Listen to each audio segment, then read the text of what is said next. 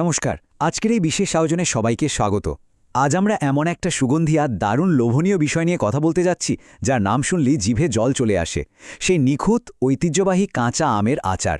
অনেকেই ভাবেন বাড়িতে এমন পারফেক্ট আচার বানানো বোধহয় ভীষণ কঠিন, কিন্তু সত্যি বলতে কি, আজ ধাপে ধাপে দেখা যাবে কিভাবে কোনো রকম ভয় বা দ্বিধা ছাড়াই খুব সহজেই একদম দোকানের মতো আমের আচার তৈরি করে ফেলা যায়। তো চলুন শুরু করা যাক। আচ্ছা, প্রথমেই একেবারে মূল সমস্যাটায় আসা যাক। ঘরে বানানো আচার হঠাৎ করে কেন নষ্ট হয়ে যায়? এটা কিন্তু একটা বিশাল হতাশার জায়গা। একটু ভেবে দেখুন তো, অনেক যত্ন আর সময় নিয়ে আচার বানানোর পর সেটা যদি মাত্র কয়েকদিন পরই নষ্ট হতে শুরু করে, তার চেয়ে কষ্টের আর কী হতে পারে? আসলে বেশিরভাগ ক্ষেত্রেই একটা নির্দিষ্ট জায়গায় ছোট্ট একটা ভুল হয়ে যায়, আর ঠিক সেই ভুলের কারণেই আচার লম্বা সময় পর্যন্ত টেকে না। একটা খুব সাধারণ বদ্ধমূল ধারণা রয়েছে যে আচার বানানো মানেই ভীষণ জটিল একটা কাজ। এতে প্রচুর সময় তো লাগেই, আর সবচেয়ে বড় ভয়টা থাকে সংরক্ষণে। মনে হয় যেন এটা কোনো অসম্ভব কাজ বা ভীষণ একঘেয়ে একটা ডিউটি। কিন্তু মজার ব্যাপার হলো, এর পেছনের সঠিক নিয়ম আর বিজ্ঞানটা যদি একবার বুঝে নেওয়া যায়, তাহলে এটা কিন্তু আর কোনো কঠিন কাজ থাকে না। বরং এটা হয়ে ওঠে ভীষণ সহজ আর আনন্দদায়ক একটা রান্নার শিল্প। তাই প্রথম ধাপেই মনোযোগ দিতে হবে কাঁচা আম প্রস্তুতির দিকে। এটাই কিন্তু আচারের আসল ভিত্তি। আর এই প্রস্তুতির ক্ষেত্রে সবচেয়ে গুরুত্বপূর্ণ পয়েন্টটা হলো জল। হ্যাঁ, জলই কিন্তু আচারের সবচেয়ে বড় শত্রু। আমগুলো খুব ভালোভাবে ধোয়ার পর একদম পুরোপুরি, যাকে বলে হাড় শুকনো বা বোন ড্রাই করে নিতে হবে। বিশ্বাস করুন, এক ফোঁটা জলও এখানে আচারের জন্য রীতিমতো ক্রিপ্টোনাইটের মতো কাজ করে। ওই ছোট্ট এক ফোঁটা জলই পুরো পরিশ্রমটাকে জলে ফেলে দেওয়ার জন্য যথেষ্ট। তাই ব্যবহার করা প্রতিটি সরঞ্জাম একদম শুকনো হওয়াটা একেবারেই বাধ্যতামূলক। তো প্রাথমিক প্রস্তুতির ধাপগুলো আসলে খুবই সাদামাটা। প্রথমে আমগুলোকে খুব ভালোভাবে ধুয়ে নিতে হবে। তারপর পুরোপুরি শুকিয়ে নিয়ে ছোট ছোট টুকরো করে কাটতে হবে।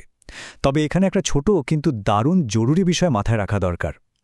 আম কাটার সময় যে ছুরি বা বটি এবং চপিং বোর্ড ব্যবহার করা হবে, সেগুলোও যেন 100% শুকনো থাকে।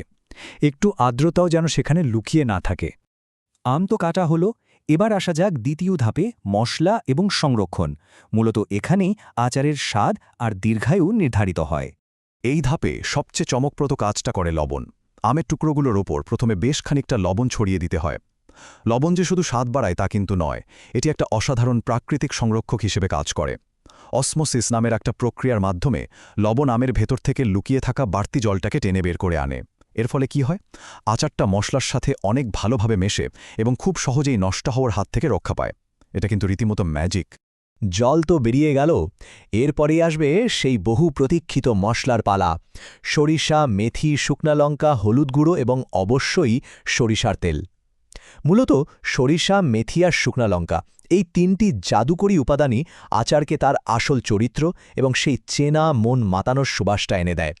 সত্যি বলতে, এই মশলাগুলো যখন একসাথে মেশে, তখন যে কি দারুণ একটা সুবাস তৈরি হয়, তা কল্পনা করলেই একেবারে জিভে জল চলে আসে, তাই না?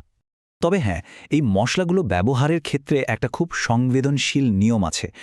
সরিষা, মেথি আর শুকনা লঙ্কা প্রথমে খুব হালকা আঁচে ভেজে তারপর গুঁড়ো করে নিতে হবে। কিন্তু সাবধান, ভাজার সময় কোনোভাবেই যেন বেশি পোড়ানো না হয়। যদি একটু বেশি ভাজা হয়ে যায় বা পুড়ে যায়, তাহলে কিন্তু পুরো আচারের স্বাদটাই তিতা হয়ে যেতে পারে। তাই এই ধাপে একটু বাড়তি সতর্কতা ভীষণ জরুরি। মশলা তো তৈরি, এবার আসা যাক সংরক্ষণের জাদুতে।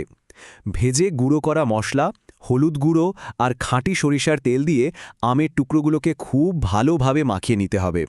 খেয়াল রাখতে হবে যেন প্রতিটা আমের টুকরো মশলা আর তেলের মিশ্রণে একেবারে নিখুঁতভাবে কোট হয়ে যায়। সরিষার তেল এখানে শুধুমাত্র সেই ঐতিহ্যবাহী ঝাঁঝালো স্বাদটাই বাড়ায় না, বরং বাতাস ও ব্যাকটেরিয়ার বিরুদ্ধে একটা শক্ত দেয়াল তৈরি করে। আর এই দেয়ালটাই আচারকে মাসের পর মাস ভালো রাখতে সবচেয়ে বড় ভূমিকা পালন করে। সবকিছু মাখানোর পর শুরু হয় তৃতীয় ধাপ, রোদে দেওয়া, যাকে এক কথায় বলা যায় প্রকৃতির ম্যাজিক। আর ঠিক এখানেই ঘটে প্রকৃতির সেই জাদুকরী রূপান্তর। প্রথম দিন আচারের বয়ামটি কড়া রোদে দিতে হবে। এরপর প্রতিদিন অন্তত একবার করে নেড়ে দিতে হবে, যাতে বয়ামের ভেতরের সবকিছু সমানভাবে মিশতে পারে। এভাবে মাত্র 3 থেকে 5 দিন পর অবাক হয়ে দেখতে পাবেন আমগুলো চমৎকার নরম হয়ে গেছে, মশলার গন্ধটা আরও তীব্র আর গভীর হয়েছে, আর আচারের রংটা হয়ে উঠেছে একদম গাঢ় আর লোভনীয়। আসলে ওই কড়া রোদের তাপেই আচারের আসল স্বাদ তার পূর্ণতা পায়। সব শেষে এই পুরো প্রক্রিয়াটি আসলে শুধু একটা রেসিপির সীমানায় আটকে থাকে না, এটি হয়ে ওঠে এক বয়াম আনন্দ। ঠিক যেমনটা বলা হয়, এটা শুধু একটা রেসিপি নয়, এটা একটা অনুভূতি। নিজের হাতে পরম যত্ন নিয়ে বানানো একটা জিনিস, যা পরিবারের সবার সাথে মিলে ভাগ করে খাওয়া যায়, এর চেয়ে তৃপ্তির আর কি হতে পারে। এই ছোট ছোট বিষয়গুলো, এই ঐতিহ্যগুলোই কিন্তু আমাদের সাধারণ রান্নাঘরের রোজকার কাজকে জীবনের অনেক বড় আর সুন্দর একটা স্মৃতিতে পরিণত করে। তাহলে এরপর পরিবারের কোন পুরনো ঐতিহ্যটি নতুন করে সংরক্ষণ করা হবে? আশা করছি আজকের এই আলোচনা সবাইকে সেই এক বয়াম আনন্দ তৈরি করতে দারুণভাবে অনুপ্রাণিত করেছে। এই সহজ কিন্তু বিজ্ঞানভিত্তিক নিয়মগুলো মেনে আচার তৈরির অভিজ্ঞতা কেমন দাঁড়ায় তা জানার আগ্রহ কিন্তু থেকেই গেল। আজকের এই আয়োজন এখানেই শেষ করছি। আগামীতে এমন আরও চমৎকার, ব্যবহারিক আর মজাদার বিষয় নিয়ে আলোচনা হবে। ততক্ষণ পর্যন্ত নতুন কিছু শেখার, নতুন কিছু তৈরি করা চলতে থাকুক। ভালো থাকবেন। ধন্যবাদ।